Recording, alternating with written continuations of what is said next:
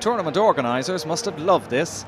A last day title decider with both sides in with a real chance of winning the championship, and of course for England an opportunity to clinch a 13th Grand Slam, their first since 2003. The equation was fairly simple.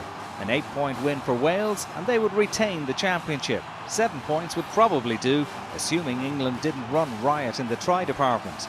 A win by any score for England would be enough for the Grand Slam.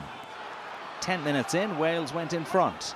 Joe Marler in the side in place of Mako Vunipola was penalised for not rolling away, and Leigh Halfpenny put the first score on the board, and the Welsh had their noses in front. After 17 minutes, the Welsh doubled their advantage. Referee Steve Walsh awarding the penalty, Tom Young's off his feet, and Halfpenny was on target again. Wales 6-0 up and the pressure mounting on Stuart Lancaster's men. However, within a couple of minutes, they had their first points of the match. Sam Warburton handled the ball on the ground and the ref blew for a penalty, which Owen Farrell, back in the side after injury, put over the bar, although the ball did flirt with the post before crossing the bar. The Welsh were clearly winning the battle of the scrummage, and not for the first time the English front row fell foul of the referee. That gave Halfpenny the chance to make it 3 successful kicks out of 3, and the full-back obliged, to the delight of the Millennium Stadium crowd.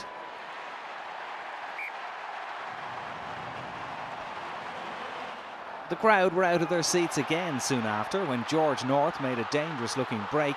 Great pace from North, but Mike Brown made a last-ditch tap tackle to halt the Welsh winger's progress, and the move came to naught.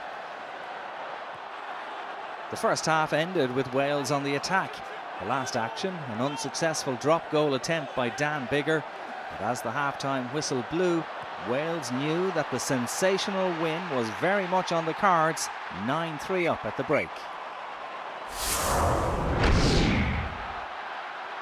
The home side picked up where they left off into the second period, and as they applied pressure on the England line, the first try of the game looked imminent. In the 51st minute, Welsh progress was stalled when England went offside, and Halfpenny was given the chance to make it 4 from 4, which he duly did, and suddenly Wales had the margin required to seal championship success. And that lead was extended a few minutes later. Substitute hooker Ken Owens turned the ball over in midfield, and the Welsh quickly moved the ball wide for Alex Cuthbert to make a dash for the line. England unable to stop the 6'6" winger, and when he dived over, it started to look like a repeat of 1999 when Wales denied England the Grand Slam. And this time it was better for the men from the Valleys because it was going to be good enough to win the championship in the process. Halfpenny missed the conversion, but Wales were 17-3 up. At the other end, England's travails were summed up by Owen Farrell's penalty miss.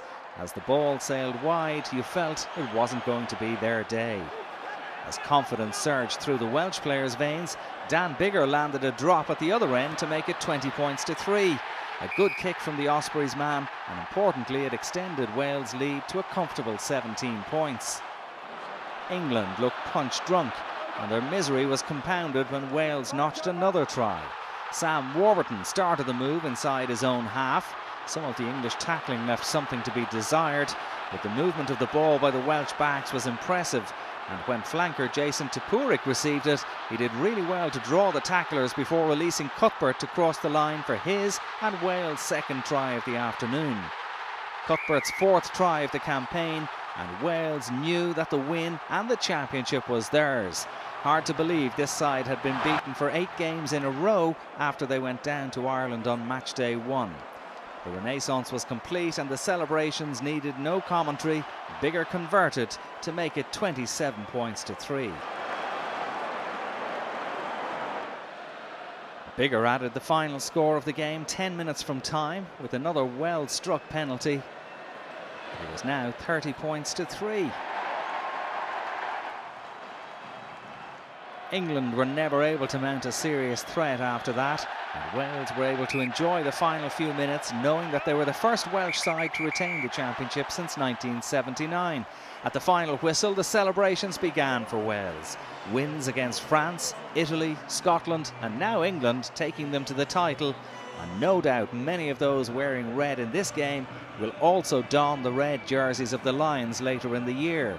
Great satisfaction for interim coach Rob Howley, who was under some pressure after the defeat at home to Ireland. And devastation for England, but you do get the feeling that they will be strong over the next couple of years.